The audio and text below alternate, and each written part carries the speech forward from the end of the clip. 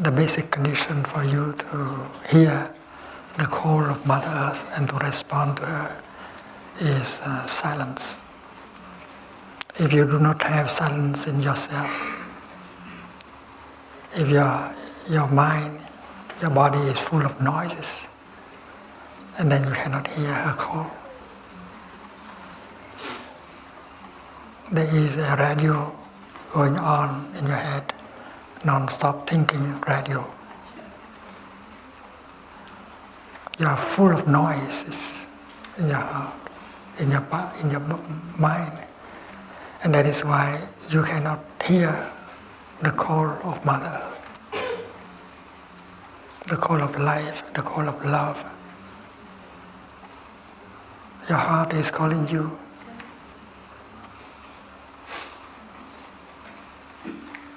But you don't hear.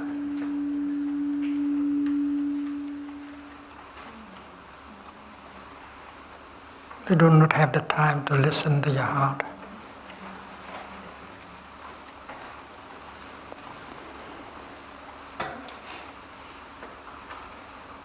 With the practice of mindfulness, you'll be able to stop the noise in you. And it is easy enough.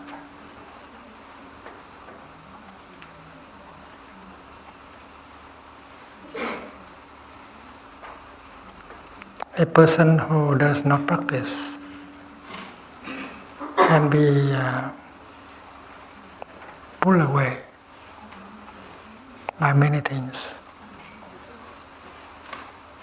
She can be pulled away by the past, the regret, the sorrow concerning the past. She wants always to go back to the past in order to suffer again and again the suffering of the past. She is caught in the prison of the past. And a person who is anxious, fearful about the future, she is pulled away by the future.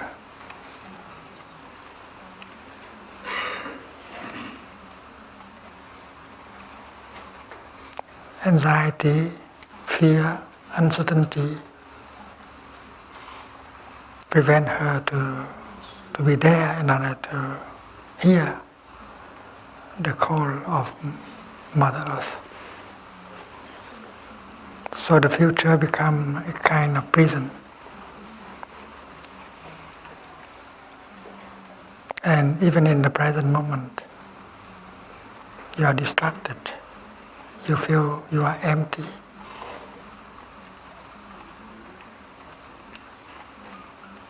You feel you have a feeling of vacuum, emptiness in yourself. You long for something. You expect something. You wait for something to arrive to make your life a little bit more excited. You expect something to arrive in order to change the situation, because the situation in the present moment is very boring for you. Nothing special, nothing interesting. But in fact, if you are really there, having the capacity to listen and to look, you see that life is full of wonders.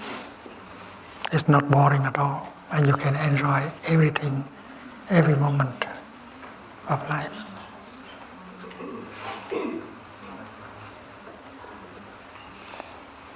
So the practitioner, every time she hears the sound of the bell, she stops. She listens to the bell of mindfulness, and she follows her in-breath, breathing in. I know I am breathing in. She focuses all her attention on the in-breath, and she breathes in mindfully.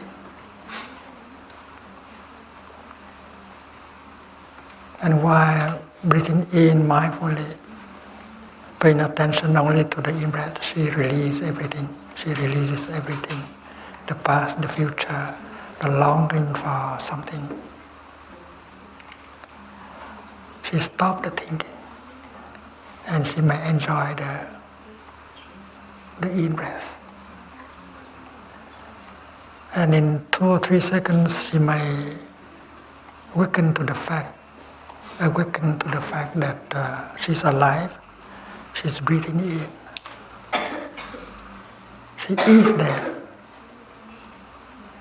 She exists. She touches the wonders of life. I'm here, alive. So stopping thinking about the past, the future, the projects, stopping longing for something. She focuses her attention on her in-breath. She enjoys the fact that she's breathing, she's alive. And then the noises within just disappear. And there is emptiness, the emptiness of sound. Very powerful, very eloquent. And she can answer to Mother Earth, Mother, I'm here. I am free. And you can count on me.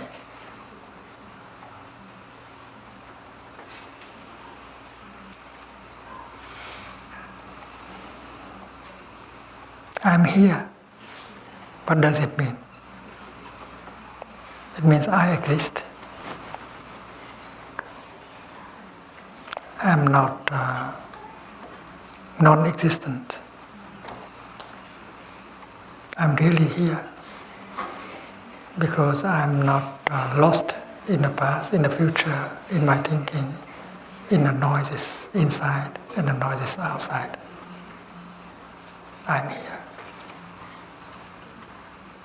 And thanks to the practice of mindful breathing, she gets freedom from all the kind of tendencies and noises, and suddenly she feels free to be. In order to be, you have to be free. And free from what? Free from the thinking, free from the anxieties, free from the fear, free from the longing. And so you can hear the call of Mother Earth and you say, Mother, I'm here. As a child of yours, as part of the wonder, I am free.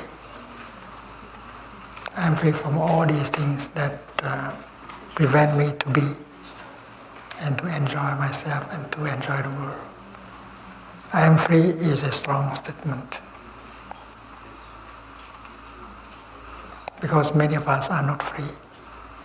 We do not have the freedom that allowed us to hear and to see. In Plum village we speak of, and we practice a kind of silence called noble silence.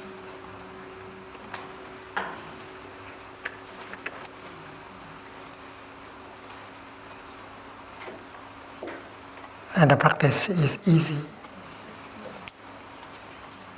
Because if we have the silence, the noble silence in us, we are free.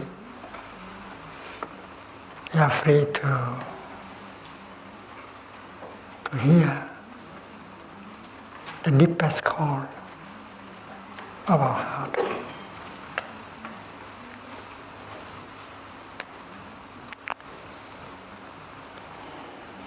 We just finished a very wonderful French retreat. I remember that that day in the upper hamlet, we had lunch together outside, sitting on the grass. We sit in circle. One small circle, and then another circle, another circle, around. Everyone went and served and came and sat down. And he did not say anything. We practiced silence. No one was talking. I was the first one who sit down in the inner circle, and he practiced mindful breathing to establish silence in him. And he listened to the birds, to the wind, and he enjoyed the beauty of spring in the upper hamlet.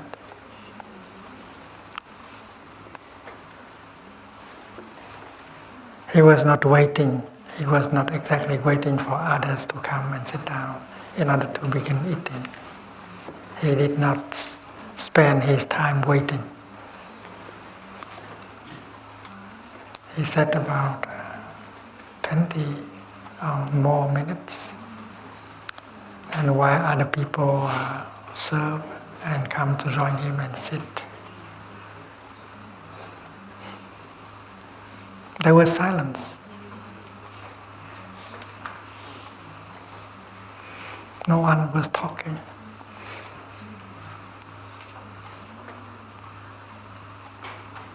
But that silence is not deep enough, because there may be thinking going on. While you serve, while you walk, you hold your plate and you walk. And Thầy was sitting there and with silence, and he observes. There was silence, but not the best, because there was some thinking going on in some people who are serving, walking, and sitting down. And then when everyone was seated, they began to invite the bell of mindfulness. And since we have spent 1 week together practicing listening to the bell and breathe in and out mindfully, everyone practiced very well. Right after the first sound of the bell of mindfulness, the silence is quite different. It's the real silence, because everyone stopped thinking. Just focus the attention on the in-breath and breathe in. We breathe together, and no one was thinking anymore. And that kind of silence is a noble silence. And it is a collective silence. It's very powerful. And you can call it thundering silence, because it's very eloquent, very powerful. Silence, but powerful like a thunder. And suddenly you hear the wind and the birds very, very clearly. Against that background of silence, you hear. Before that, you could hear the bird, the wind, but not in the same way, because you did not have the deepest kind of silence. And many of us who are there today, who are here today, remember that moment. It's so wonderful. We were all capable of touching the beauty of spring and hear the voice of Mother Earth calling and saying, I love you. So the practice of silence, in order to empty all kind of sounds within yourself, is not a difficult practice. With some training you can do it. And when you can do it together, it's very powerful, it's very healing. And with the silence, you can walk, you can sit, you can enjoy your meal.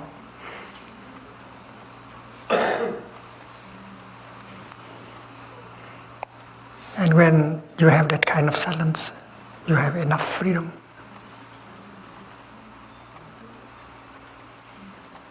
to enjoy being alive, to enjoy the wonders of life. With that kind of silence, you are more capable of healing yourself mentally and physically. You have the capacity to be alive, to be there alive. So you are responding to Mother Earth. I'm here. And I am free. Because you are really free. Free from your regret, your suffering concerning the past. Free from your fear, uncertainty about future. Free from all the kind of noises of thinking in your mind. So the practice of normal silence is possible with some training, especially when you are supported by brothers and sisters in the practice.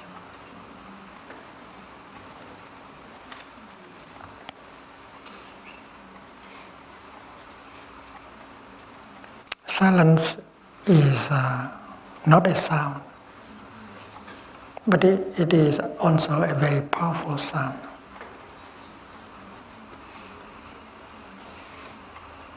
This winter is not so cold in France, but we hear that it's very cold in North America. Over there they had snowstorms, and from time it went down to minus 20 degrees centigrade. And they saw the image of the picture of the Niagara Falls. The fall stopped falling.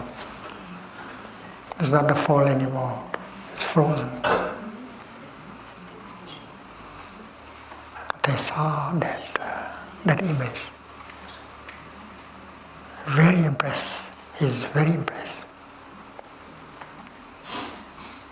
The fall stopped falling together with the sound. And whatever tree or bush that stand nearby, for the first time they hear a new sound, silence.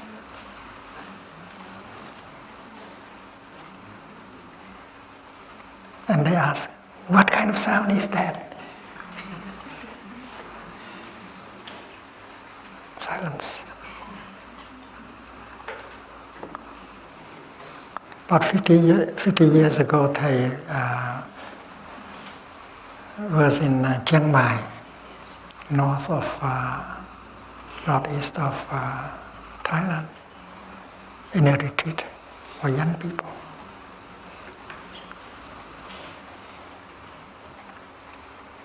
And it's located in an area called Doi Suthep, near a very famous temple called Wat Pala. And I was staying in a hut close to a cascade, to a big creek, and always the sound of water falling.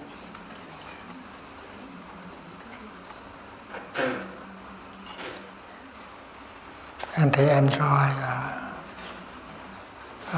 bathing, washing his clothes, and taking a nap on the big stones in the creek. But always there was that sound of water falling, day and night, the same kind of sound. And they look at the bushes, the trees around, and they said, well, since their birth, they have heard this sound. Suppose this sound stop, and then they will be surprised. And for the first time they hear the no sound, silence. And they wrote a poem, Tiếng không tiếng, the sound of no sound. Unfortunately, the poem is lost, and he cannot recall. That was in 1960 something, 1975, and he cannot recall the poem except the title, Tiếng không tiếng, the sound of no sound.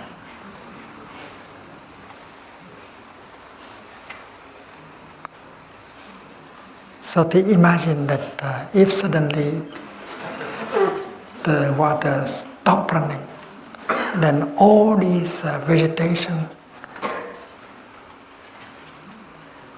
who had been from their birth to that time, who hear always day and night that kind of sound, they will be very surprised, because the first time, that is the first time in their life that they hear the sound of no sound.